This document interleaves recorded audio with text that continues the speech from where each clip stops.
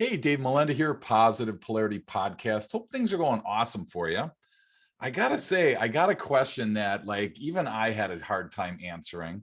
And so when that happens, I always have to find out who asked the question, and then I have to get and invite that person on the show. So I'm gonna start with the question. And the question is, we all have a message. And so the question is, how do we know if it's actually reaching our target audience? And that was like really a hard question for me because I didn't know the answer. And so when I found out that it was Abigail Ogbee, I said, I got to get her on the show. So, Abigail, thanks so much for hanging out with us today. Well, thank you so much, Dave. Thank you for having me here.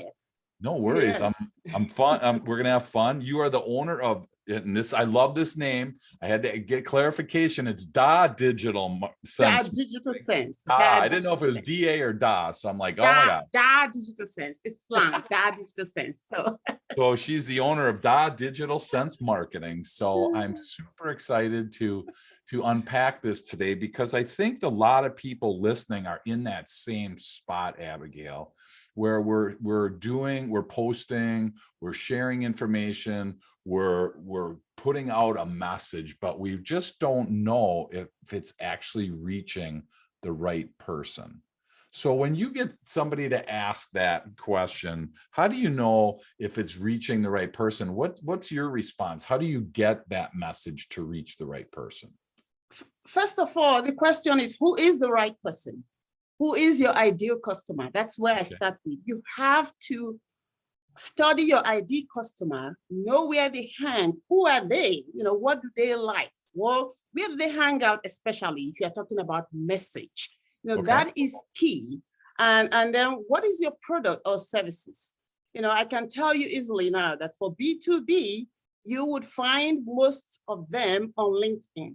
Okay. So understanding your ideal customer is key to knowing if your message is resonating.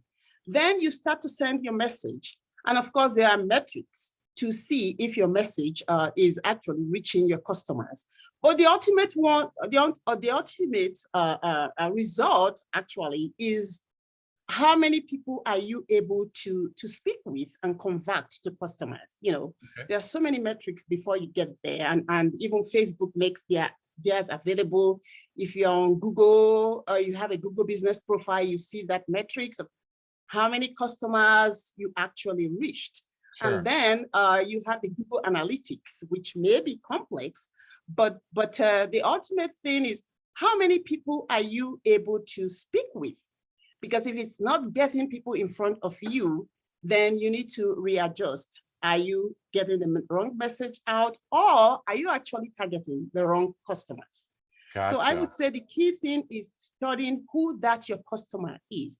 Where are they? Are you targeting them in terms of city or the entire state or the entire nation? Some Sure. people are targeting worldwide.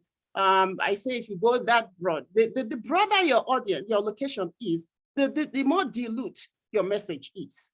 Okay. So if you have like a broad, real big location like US and Canada or worldwide, maybe you want to focus on a particular industry, because with these you are able to know the metrics. You are able to kind of look at it and go, okay, I think this is where the problem is. So there will be some trial and error at the beginning, but with time, you should be able to know how to adjust and fix these metrics. Gotcha. So you gave me two words that scare me right off the bat. Okay. So metrics and analytics, because it's like, it's really hard back in the day, before all this social media stuff, Abigail, they would put a big whopping billboard next to the freeway. And you would say, buffet lunch, $10 at this address, right? And they just kind of made the assumption that that drove in people. There was probably not a lot of people that said, oh my gosh, I came here because of your billboard. So, fast forward to today, and I mean, I see hundreds of people on my LinkedIn site looking at my stuff in a month. But the question really is, how are, how, number one, I don't know if that's my target audience. I guess that's probably on me because I don't do a lot of the research. I'm a business owner. I got a ton of stuff going on, Abigail. And when I hear metrics and analytics, I'm like, is that where you kind of help and jump in and help people understand what those metrics and those analytics are? I do help people, but my goal actually is simplicity. If you look at whatever platform you are, most platforms provide these metrics. I mean, like Facebook too. You can see there's a place in Facebook where you go, it tells you how many people your post reached, how many people interact. You see the bar, it's just simple, and if you look at that and go, oh, wow, this had a lot of people taking a look at it, then maybe you want to repost. So I know Google Analytics may be complex to you, but the simple thing we can all measure is how many people for B2B, if you have to do a presentation before they buy, how many people did I do presentation to? Sure. Or how many people did I write proposal for? So those are the metrics you can keep, or let's not say use the word metrics. Those are the numbers you can keep, because I'm for simplicity. The numbers that you can keep that will get you to how many customers you get eventually. Because if you have to write 10 proposals to get one customer, then you're going to be doing 20 if you need to, or to adjust things so that you can improve that customer that comes out of the funnel from all, your whole top funnel. Sure. So yeah, there's no need to complicate things, but to look at what is that thing I need to measure to make sure I'm in the right path. And it's not just for digital marketing. I mean, it's even for things like weight loss. If I want to be serious about my weight loss, I better be measuring my weight and be seeing if it's working, or I'm measuring calories in, calories out. Which one do I need to measure? Anytime I neglect to measure any of these, the weight loss journey is very long. It's the same thing with marketing. You have to measure that key thing that tells you if you are on the right path. Well, and I love that you don't want to complicate things, because again, most of the listeners are entrepreneurs, business owners, and there's so much going on that in a perfect world, I would love to see how many people saw this ad or this post, how many people of that called me, and out of those people that called me, how many of those people actually bought something. I mean, I'm sure there's tons of other analytics, but if it was up to me, I would boil it down to those three. And then I realized that if I get one customer per 1,000 views or whatever the ratio is, now I know if I want another customer, I have to get another 1,000 views again, or whatever the numbers are. So do you help people with that type of, is that part of what you guys do at DA Marketing, is to try and help understand that for the people that don't have the time or energy or knowledge to invest in those types of funnels?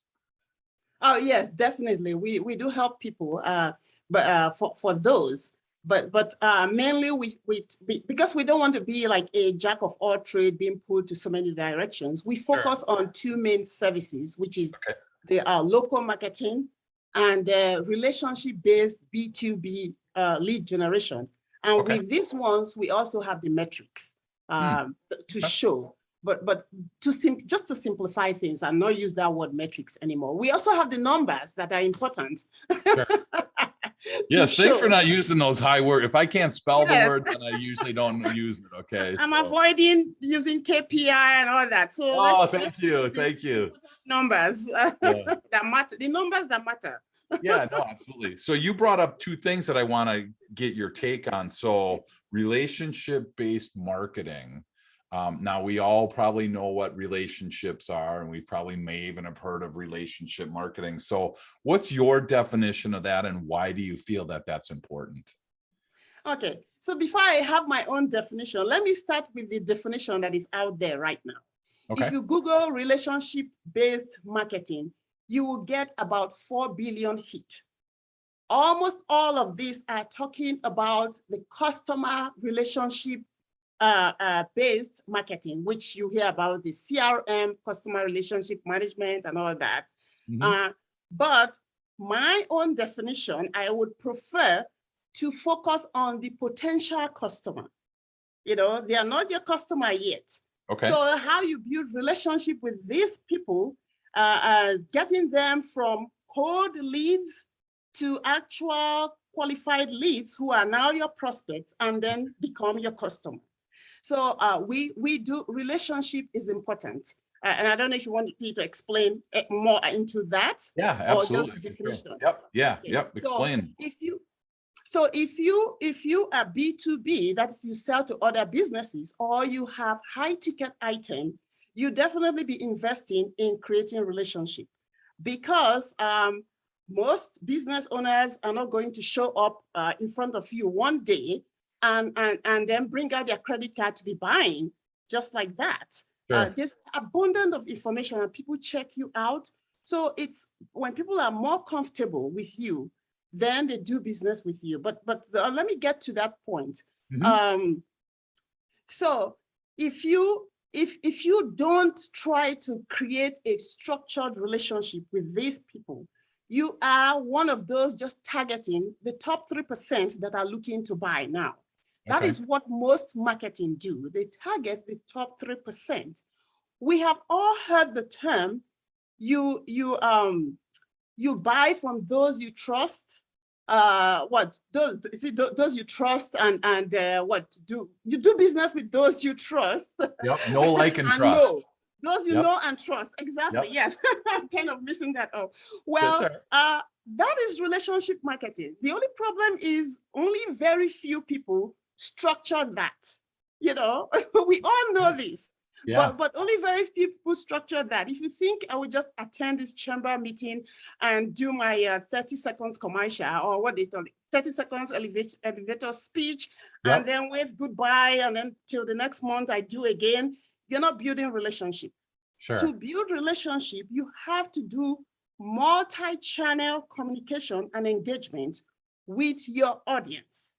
So Okay. again, you have, this whole thing starts with knowing your audience to the very core, so you can segment them and personalize that relationship and the message.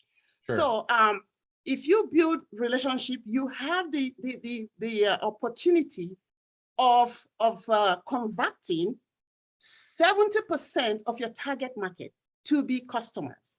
Now, there are 30% who are not going to buy from you no matter what you do.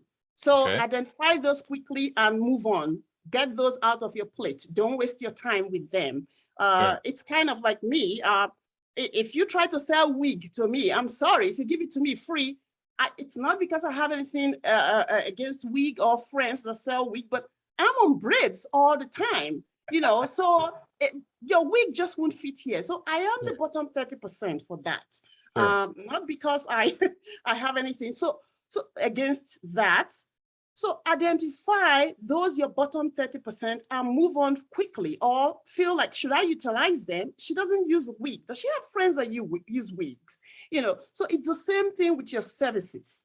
But if you build that relationship, you know that strategy, you are going with strategy over urgency, and eventually you will convert 70% of that target market to customers. There are people with up to almost 30,000 connections on LinkedIn. Sure. Think about it. If you build relationship with these people, let's assume that these are your ideal customers. You know, don't connect with people that are not your ideal customers anymore. If you are purposefully trying to use LinkedIn Sure.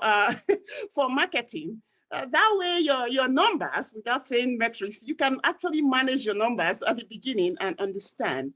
If you Right. are able to convert 10% of those your connections every year, you know, you will make significant, impact, growth in your business. Awesome.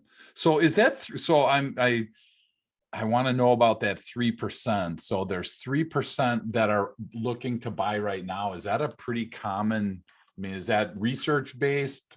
Or is that just Abigail's number she picked, or where did you, where did you, is that real, So that 3% roughly of people on, I'm going to use LinkedIn or Facebook, whatever, on a platform they're looking to buy right now? Is that yes. what the research So shows? according to Chet Holmes in his book, The Ultimate Sales Machine. And if Okay. you haven't read that book, I recommend it. It's old, but it's still on point. Sure. Only 3% of people are looking to buy. They are ready to buy right now, ready to Gotcha. purchase right now. Okay. But Okay. more recent studies are showing that it's about 5%. But to Okay. me, it's not significantly different. So I'm Sure. sticking to that 3%. Sure. Sure. So yeah, if you look at Chet Holmes, he does explain the demand generation, the buying phase of your target market. So you Okay. need to understand that buying phase, because the key thing here to remember is, besides, it's not just those 3%. There are 30% who think they aren't interested. Wow, they think they are not interested. Look at the opportunity. You know, Sure. if you think you are not interested, you are really open once I convince you, Right. you know, that, Yep. that you need this service. Sure. And of course, the relationship marketing eliminates all the sales gimmick. You know, Okay. you're trying to build authentic relationship. This is long term, because if they don't buy today, they are not in the top 3%, and they are not in the bottom 30% that you have eliminated. Okay. Then at one point, they are going to buy from you. That's the thing. Wow. So that's a great, I mean, so for everybody listening, I guess I run into people that they want to connect with me on LinkedIn, and then they immediately they say thanks for connecting, and then they immediately go into a sales pitch, right? And it's Yes. usually it's getting longer and longer, and now they're putting video in, and some people are personalizing the video and they're showing me their dog or whatever. And it's just weird because they're looking for, like you said, Abigail, they're targeting the 3 to 5% that are looking for that need like immediately. And Yes. so if I'm understanding what you're saying, relationship-based marketing really is looking at those 70% that in the next whatever days, weeks, months, or years, they might most likely have a need for your service. And if we're doing it right along the way, they will think of us when they need that service. Is that kind of what Yes. your thought is? Yes. You keep them top of mind so that they are not just thinking about you, but they need that service. They know that, yes, you are the one that provides it, because you have intentionally put that in front of them. So Okay. you don't let them go. You have multi-channel engagement and communication going on with them. Wow. And that's so crazy. I almost feel like the people that are contacting me must think that the 3 to 5% is the 70% that are ready to buy right now, because there's really no sense of, hey, I just want to introduce myself. How can I help you? You know, it's always how you can help me. So it's, you know, or how I can help them. So I really appreciate that. And I think going all the way back to what you said about the ideal customer, from my research and from talking to people over my career, I think we have a better idea of what our ideal customer is than we really do. So for people listening, I think it's really a good wake-up call to invest time understanding who your ideal customer is, you know, and learn ways to get a better sense of who they are, what they're looking for, where they eat, sleep, and live, to Abigail's point. So, which kind of then focus, I bring in the location-based marketing. What is that? That sounds like it's the specific area of a country then, or wherever you are. Fill me in on what the location-based marketing is. Yeah, before I jump in there, let me just quickly comment on the ideal customer, because I did waste a lot of time, you know, thinking I do know my ideal customer, but there was one thing I did not eliminate. Your ideal customer has the money to pay for your service. Sure. I was hanging around people I know need my service, but they couldn't afford it. Sure. They are not my ideal customer. You know, they are not my Yep. ideal customers. Great Your point. ideal customer has the money to pay for your service. If Yep. not, you are wasting your time. There are people that need cars to go to work. It's essential, but they Yep. can't pay for it. Well, Yep. they are not the ideal customer to the dealership. It's No, not that's a because they really don't good need the point. cars, you know. Yeah. So anyway, going to your question, location-based marketing. Yeah. So again, just like relationship-based marketing, if you Google location-based marketing, you would get about 5 billion hits. Wow. Because the location-based marketing that is out there are just referring to targeting people by geofencing, geo-targeting through their mobile phone. And Okay. these pertain to storefronts, restaurants, you know, maybe grocery stores, so that when you are there with your mobile phone, somehow with GPS, they know you are there. And then they target you. If you go somewhere, maybe you went to buy like, let's say dress shoes, then maybe the former dress stores, boutique will be targeting you because, well, again, you need some dress to go out or something. Sure. They kind of pair that. That Okay. is the major location-based marketing that you will get. Some people call that proximity marketing, hyper-local marketing.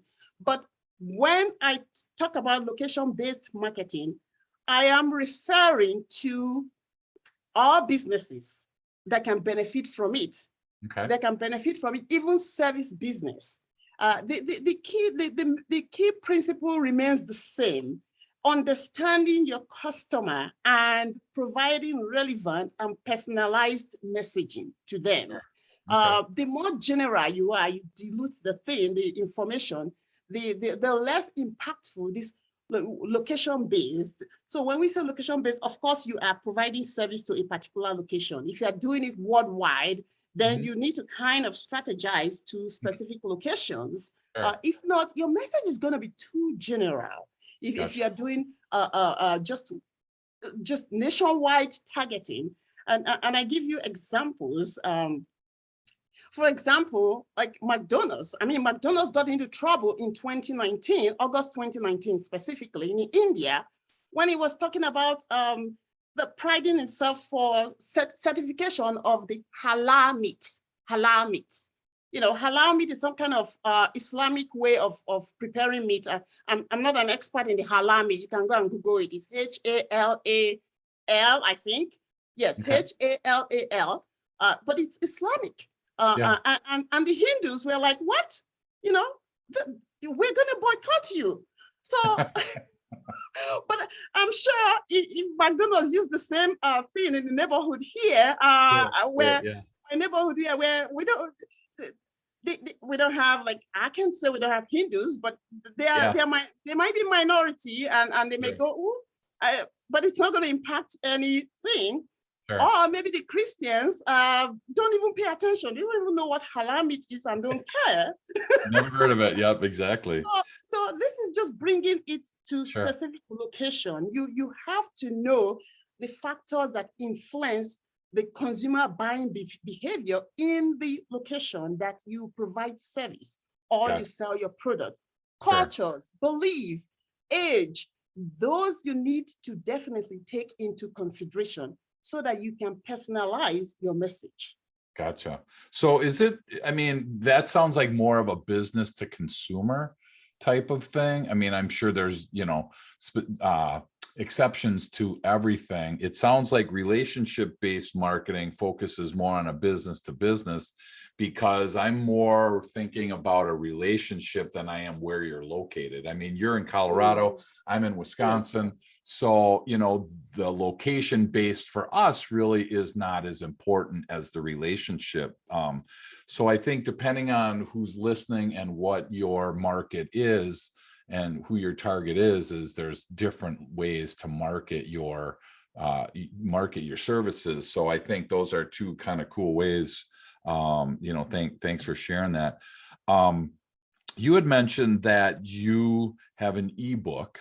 And so I wanted to talk about that briefly because I was really intrigued by the title is 10 Steps to Optimize Your Google Business Profile. And I have to say that, prior to this, I look at my Google profile as more like an interruption in my day, because I got to remember that it's there. I have to remember that, oh my gosh, am I open on Labor Day? I have to, I better check my Google reviews, and there's a bad one in there. Oh, look, there's a good one, or whatever. I mean, I'm sure that people listening have different viewpoints of Google and the review and the business profile. So share with us, if you could, Abigail, a couple of those steps on how we can optimize our Google business profile, if you could. So I would start by saying Google has provided a lot of tools for business owners to grow their business, essentially just leveling the playing field for us very small business owners.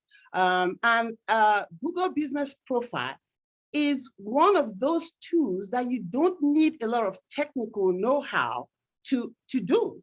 You just need the time. That's Sure. what it is. Okay. You don't, it's unlike some SEO, search engine optimization processes where you talk about backlinking. You can watch YouTube video to death and still not be able to do that. Yeah. But when it comes to optimizing the Google Business Profile, there are some very few key steps you have to do. First of all, are you on Google? Do you have an account? You can easily go to Google and check if you have an account, Okay. Yeah. So do that first. And then it's not just having an account. Is it claimed? Is it verified? Because Google doesn't want your next door neighbor to use your business name to do an account just to block you out. So Google wants to make sure you verify that you are the owner. Okay. So once you verify, then it's going to allow you start optimizing. And optimizing is essentially providing all necessary information, especially the category. What is your category of business you're serving? So Google has like a primary category and a secondary category. The primary category is key. You need to be specific. You can't just say, I am an attorney. Well, if you say you're an attorney and somebody goes in there and Google divorce attorney, you're not going to show up because there are millions of attorneys on the list there. Okay. But if you have divorce attorney or criminal defense attorney, really, you have to be really specific. Instead of restaurant, Chinese restaurant, or if you want to be more specific, you can. So the more specific you are for your primary category, the key in terms of ranking and optimization and the impact. Then again, there is the secondary category, which you can enter up to 9. You could be general there. That's where you want to put your attorney, dentist, restaurant, whatever you want to put, church, instead of saying, Presbyterian church or something. So, there are several things there. But in my book, I have simplified it because my thing is to simplify it. I have simplified them with pictures of click here, click there, enter these. Up to the hours, you need to enter the hours that you are open. And then one thing people ignore, which is like, wow, free advertising. Google allows you to post. You can post your coupon there. You can actually post your webinar announcement with a link, a call to action for people to actually register right from Google. And people are just ignoring that. It's like, you're gonna have to go in there and it's not a complicated process. It just needs your time, to do that. So that's the thing. And I have simplified that in my book, step by step. Wow. So there's 10 steps to optimize.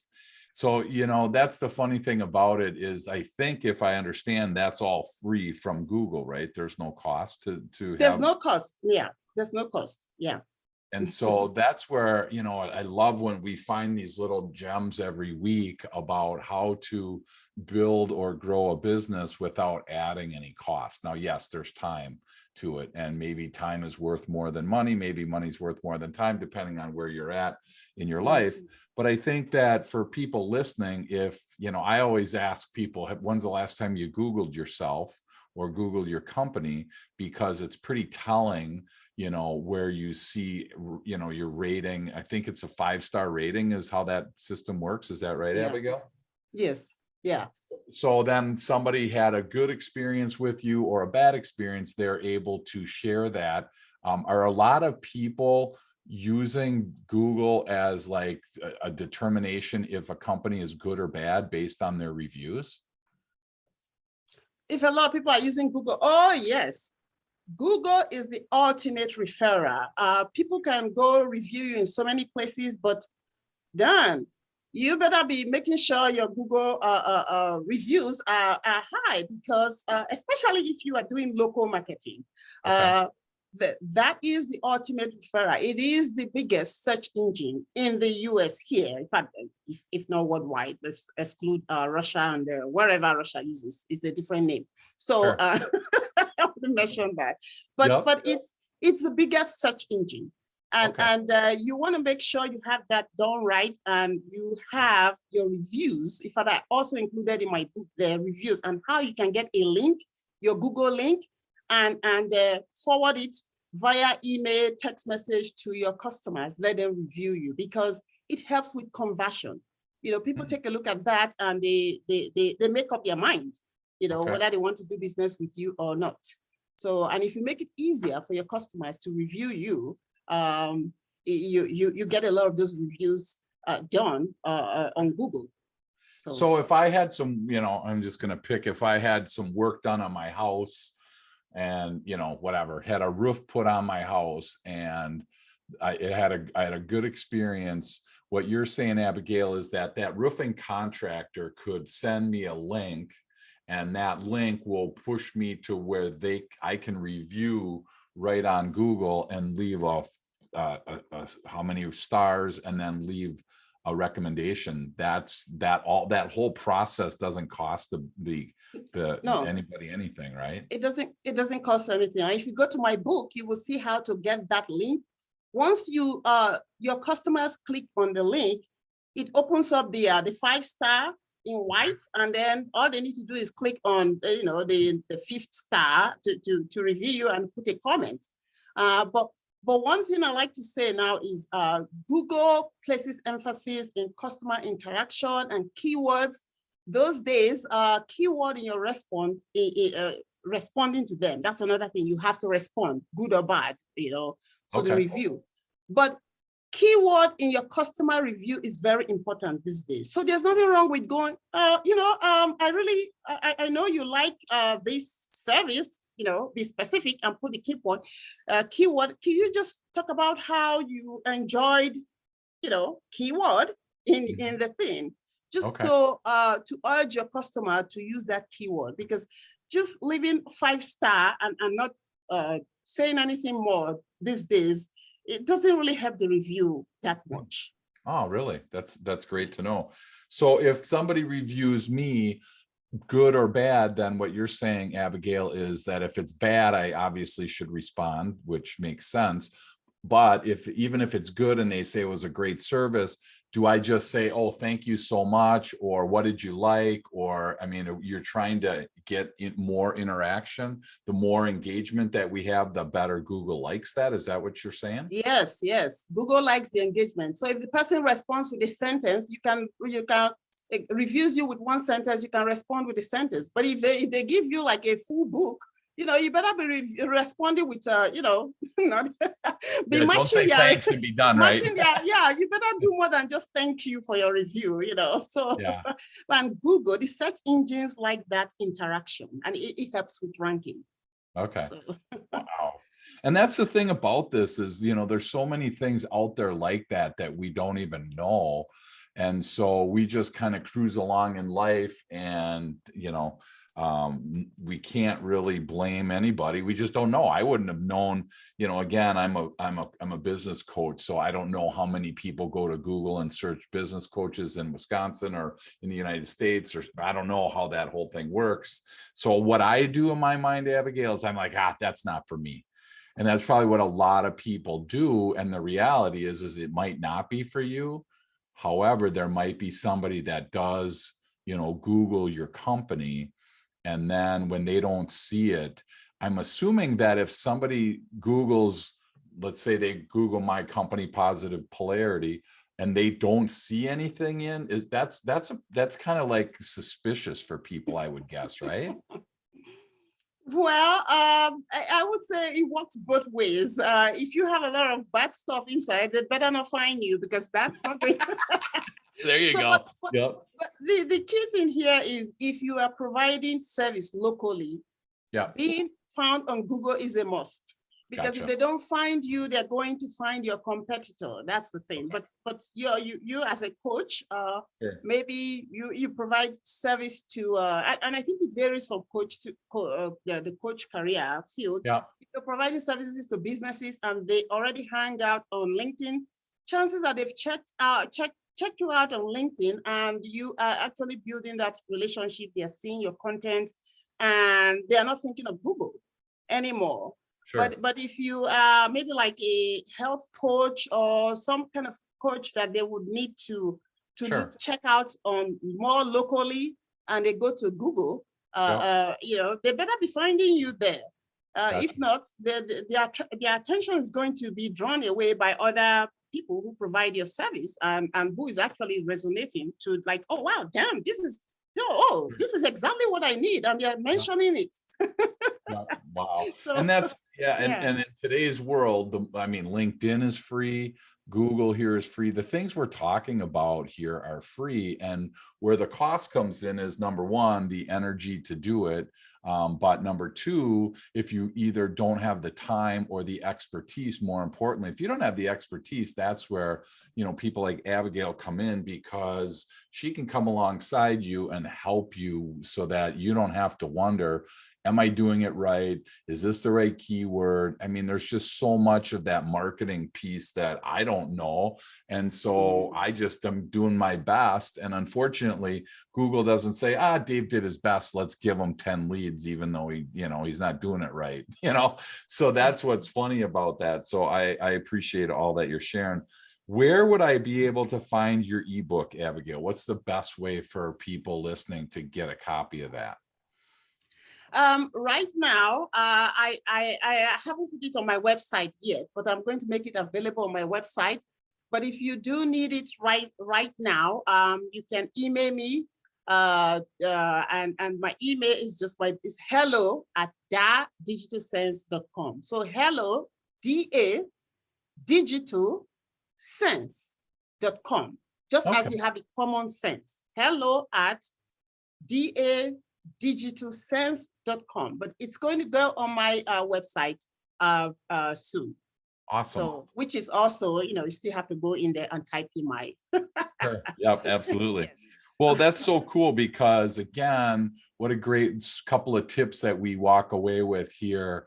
And if every week we, build upon what we learn every time we get a chance to come into your home, that's the cool part. And I'm anxious. I already wrote the email down, because I'm like 10 steps to optimize your business profile in Google. I don't even know where, I can't even say how good or bad my Google is, and I'm afraid to look, but I'm going to look afterwards and see how that works. So thank you so much for sharing that. As we land the plane today here, Abigail, if somebody's listening and they are interested in connecting with you, is that hello@dadigitalsense.com the best spot to get with? Okay. Yeah. Perfect. Or I do welcome text messages as well. So I could give my cell phone. Sure, absolutely, go for it. Yeah, it's 720-891-9164. Just don't text her in the middle of the night, all you people that's that a are good thing listening. with text message. I'll read it the next morning. So Yeah, all you people in Australia and in New Zealand, I know that you guys always text in the middle of the night, because it's like already tomorrow afternoon there or whatever. So but that's so cool. So thank you so much, Abigail, for sharing this information. I think that we have a better understanding of how to reach our target audience. And if you're still struggling with it, I encourage you to connect with Abigail, jump on her website, schedule some time with her. She'll be able to connect with you and give you some ideas on how to better, market to your target audience. So again, thank you so much for hanging out with us, Abigail, and look forward to learning more. And now I definitely have to look at my, Google profile. And if you're listening, look at my Google profile for me and tell me Okay. how I can do better, because I'm always open to having people do my work for me. So that's awesome. But thank you so much, Abigail, for coming. I appreciate all of your. Thank you, Dave. I really appreciate the opportunity. Thank you. Okay.